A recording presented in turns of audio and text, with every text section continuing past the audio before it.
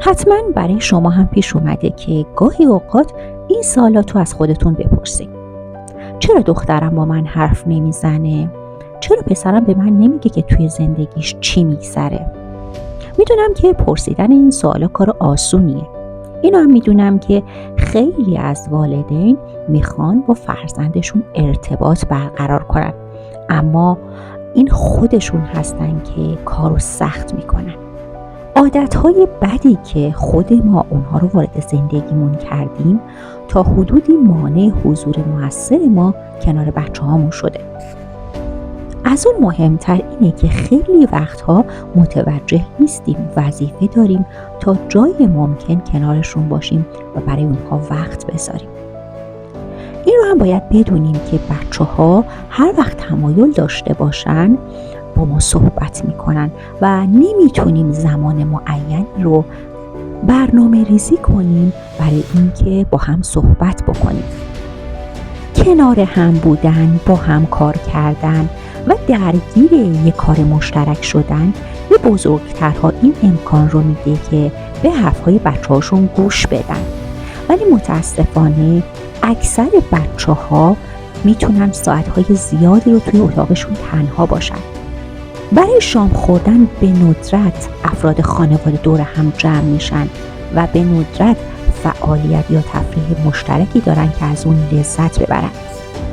و این خیلی سخته که ما بخوایم به هم توجه کنیم در حالی که اصلا کنار همدیگه نیستیم. زن و شوهری میگفتن که وقتی پسرشون 12 ساله شد اونها دچار مسئله خاصی شدن و اون اصلا فکر نمی کردن که این مسئله یه اتفاق خوب باشه. پس تصمیم گرفتن که کامپیوترش رو برای یه مدت جمع بکنن و اینطور شد که پسرشون به جز انجام دادن تکالیف کاری برای انجام دادن نداشت و زمان بیشتری رو با پدر و مادرش میگذرون. و چند روز بعد پسرشون به اونها گفته بود که در کنارشون لذت میبره و اونها والدین امروزی هستن. به این میگن تعریف کردن از پدر و مادر. والدین مسئولیت پذیر انتخاب میکنن که کنار فرزندانشون باشن چون میدونن این به نفع همه اعضای خانواده است. اونا این سوالات رو از خودشون میپرسن: چطور میتونم بهتر به حرفای فرزندم گوش کنم؟ چه کارهایی رو باید انجام بدم تا با فرزندم ارتباط بهتری برقرار کنم؟ هممون میدونیم که والدین امروزی بسیار پرمشغله هستن، ولی بیاین به خودمون و به بچه‌هامون قول بدیم که وقتی که با همدیگه صحبت میکنیم حواسمون فقط به هم باشه و به این قولمون عمل کنیم. اگر ما به بچه‌هامون شکل ندیم، اونا توسط عوامل بیرون از خونه شکل میگیرن، عواملی که فرزندان ما براشون هیچ ارزش و اهمیتی ندارن. همه ما خوب میدونیم که والدین به شکل‌های متفاوتی بچه‌هاشون رو تربیت میکنن. عقاید، رویکردها، روش‌ها و حتی ارزش‌های افراد با هم متفاوت هستند و هیچ دو خانواده مثل هم نیستن. مخصوصاً وقتی صحبت از کنترل و شکل‌دهی رفتار بچه‌ها باشه. مطمئناً ما توی جایگاهی نیستیم که درست یا نادرست بودن روش تربیتی والدین دیگر رو قضاوت کنیم. اما هرچه که هست باید بگم که شیوه‌های تربیتی دو دسته هستند: ضعیف و قوی.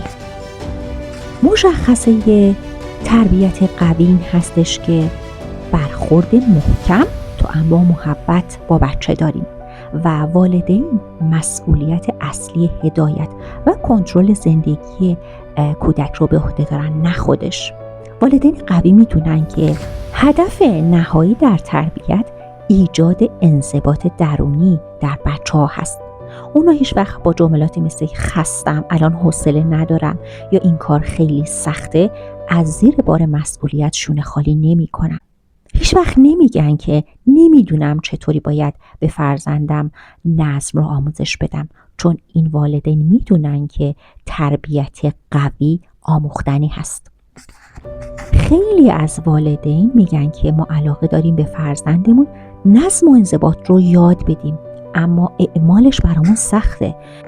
اما نکته مهمی که هست اینه که بیشتر پدر و مادرها با دو مسئله روبرو هستن.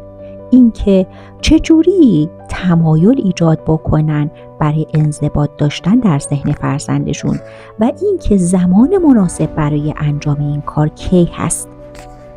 و چیزی که جالب هست اینه که والدین قدرتمند دوست دارن خودشون رو درگیر تربیت قوی کنن و اون رو در بهترین زمان ممکن انجام بدن.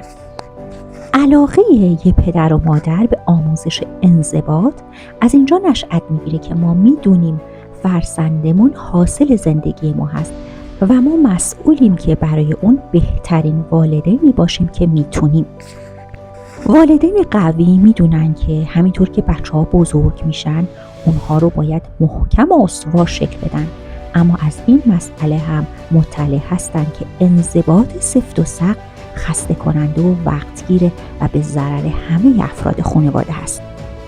والدین موفق اول خودشون رو منضبط میکنن و بعد نظم رو به فرزندشون یاد میدن. اونها از محکم بودن هم نمیترسن و میدونن که کار درستی هست. در مورد اینکه چه موقع باید این کار رو انجام بدیم، پیشنهاد اینه که والدین باید حواسشون به نشونه‌های بی‌نظمی توی بچه‌ها باشه. برای والدینی که دنبال شیوه‌های تربیتی مؤثر، هدفمند هستن، پیشنهاد میشه که برای تشخیص زمان تربیت قوی و مسئولانه از این سوالات کلیدی استفاده بکنن. آیا فرزندم به وسایل آسیب میزنه؟ آیا تمرکز دیگران رو به هم میزنه؟ آیا فرزندم باعث به هم ریختگی و ناآرومی محیط میشه؟ آیا فرزندم برای دیگران ایجاد خطر میکنه؟ آیا فرزندم نسبت به مردم رفتار بی‌ادبانه داره؟ اگر جوابتون به این سوالات مثبت بود، وقت اون رسیده که از شیوه تربیت قوی و مسئولانه استفاده کنید.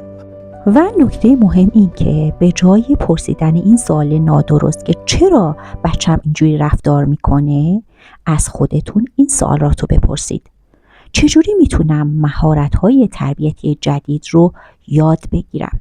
چجوری باید رفتار کنم که فرزندم به من احترام بذاره؟ چجوری وظایف والدین قدرتمند رو بهتر درک کنم؟